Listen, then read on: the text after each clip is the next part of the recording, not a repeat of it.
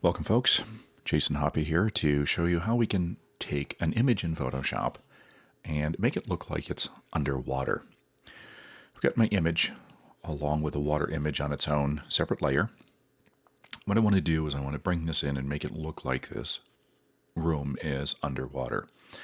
So starting off with my image of the water, many times when you get water it's usually shot on a white background. And one of the ways you can get rid of the white background is go in and set this whole layer to multiply.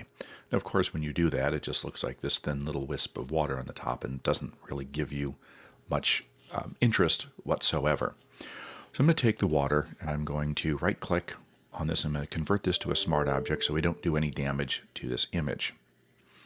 Now what I'd like to do is basically capture just the shape of this water. And the easiest way to do this is to go into my channels and find the channel that has the most contrast between the water and the background, and in this case the red channel. I'm going to drag that down onto the plus at the bottom of my channels panel.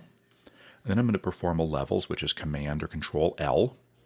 And I'm going to darken up this copy of the red channel substantially.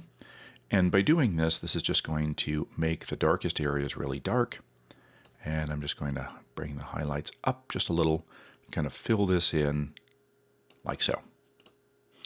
Now, what I've done is I've just created kind of a black and white high contrast image of my water. And I'm going to Command or Control click on the thumbnail of my channel, go back to my composite, and then go back into my layers panel.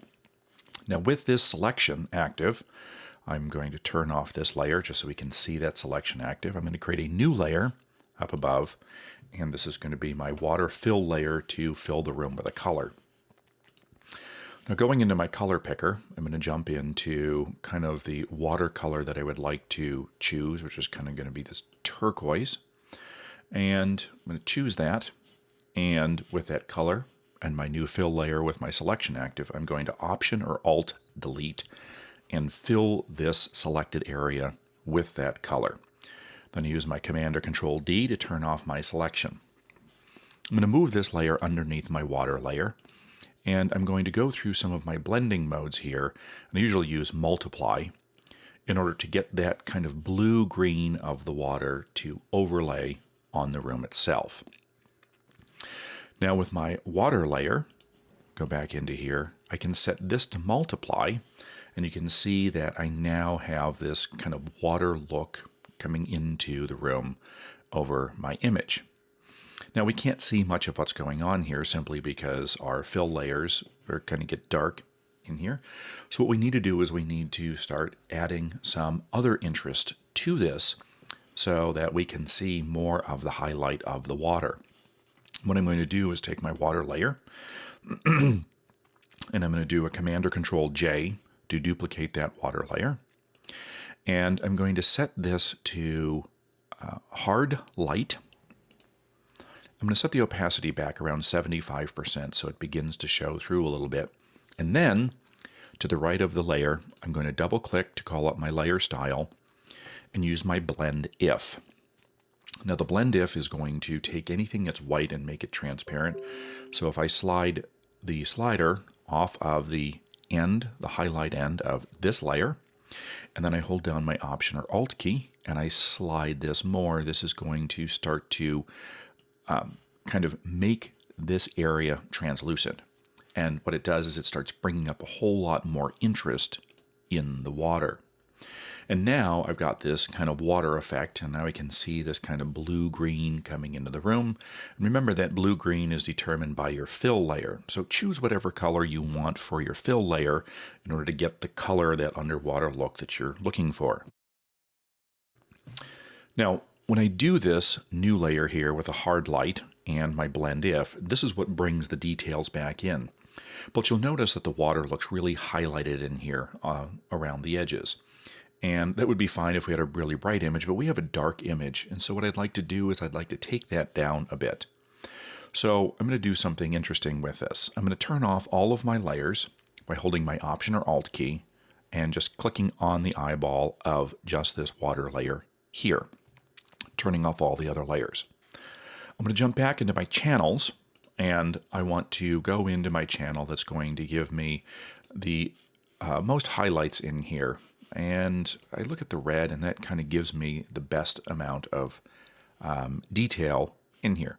And all I'm going to do is Command or Control click on that channel to load that selection. Then I want to invert the selection here, which is under Select Menu, Select Inverse, Shift Command or Shift Control I. And that's going to put a selection around just those darker areas. I'm going to click back on my composite in the channels, go back to my layer, and Option or Alt click that layer back in the eyeball, turning everything back on. You'll see that I now have a selection around my content.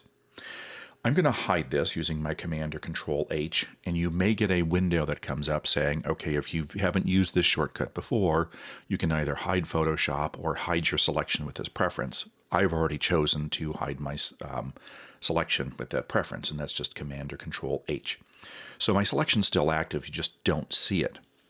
On a new layer with my selection active, I'm going to go over to my color picker, and I'm going to get kind of into the warm area of my image, because this is going to I want to pick up the warmth of the room with this. So I'm going to pick a kind of a red or a maroon color. I'm going to grab my brush, which is B, and I just have a very large brush, and I can just come in here and I can kind of just paint in those areas where I'd like to kind of add a little bit of red to the room. Now you'll notice I didn't add it here to the bubbles, because the bubbles can go underneath and kind of pick up some of the highlight coming in from the room. So I've got my kind of my shadow right here. And what I'm going to do is run through my blending modes to find out what's going to work best to blend this darkness in.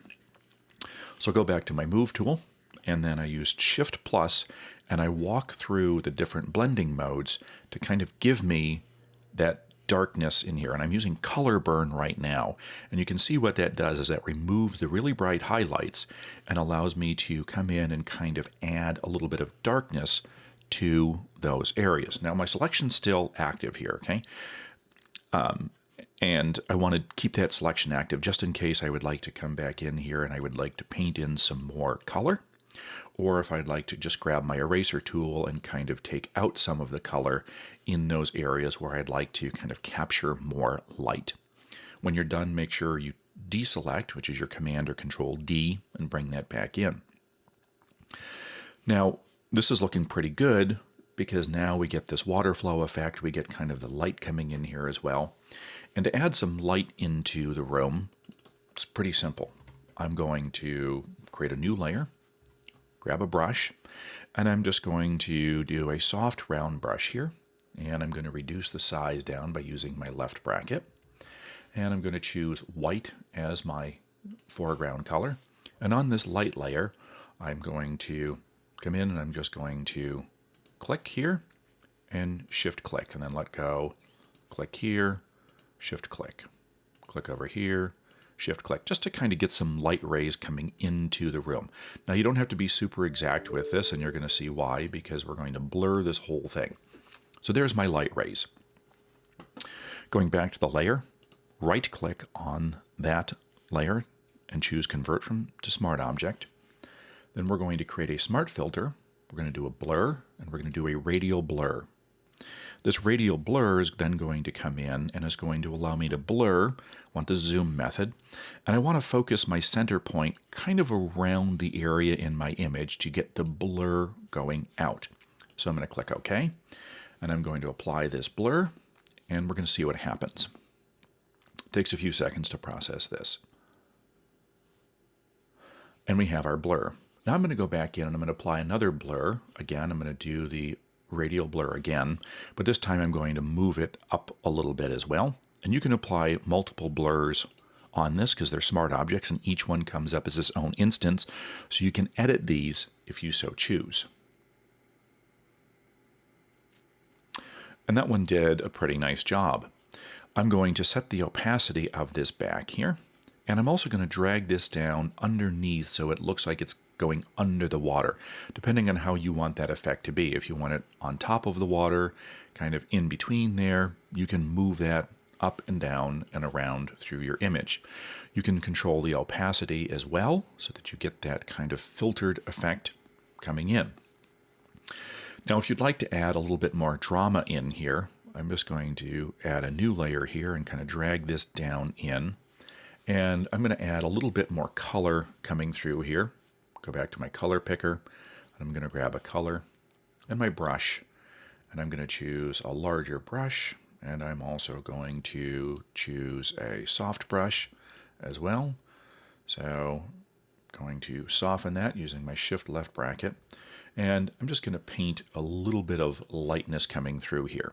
Okay, go back to my layer and select with my move tool, and then just use my shift plus to walk through my different blending modes here to lighten or darken these areas kind of coming in. So if I'd like to really lighten that up, I can then go in and add a little bit of lightness coming in here, like so, if I would like to really amplify that. Now keep in mind that I can always go back in and I can always paint a little bit more on that if I'd like to lighten up certain areas in there as well, because it's all just that layer, and set the opacity of that how I'd like it to be. And that's pretty much how you can go in and add this cool water effect to what it is that you're doing. Now, if you notice that there's a little bit of highlights in here and you would like to go in and kind of knock down those highlights, go back to your layer that we created, that kind of overlay, and you can command click on that layer again to get your selection back and kind of bring that back in. I'm going to use my command H to hide that. I'm going to go back to my color picker, and I'm going to pick a darker color red that we were painting with, and I can then go in here and I can kind of knock back those highlight edges if I'd like to pick up more color of the room here and less of the ambient color based on my selection. I like to keep these little bubbles kind of like with little highlights on them because it's like the water showing through, or the light showing through the water. If I do want to hit those with a little bit of color too, remember that my selection's active. And you can't see the entire selection. The selection only appears around things that are 50% or darker.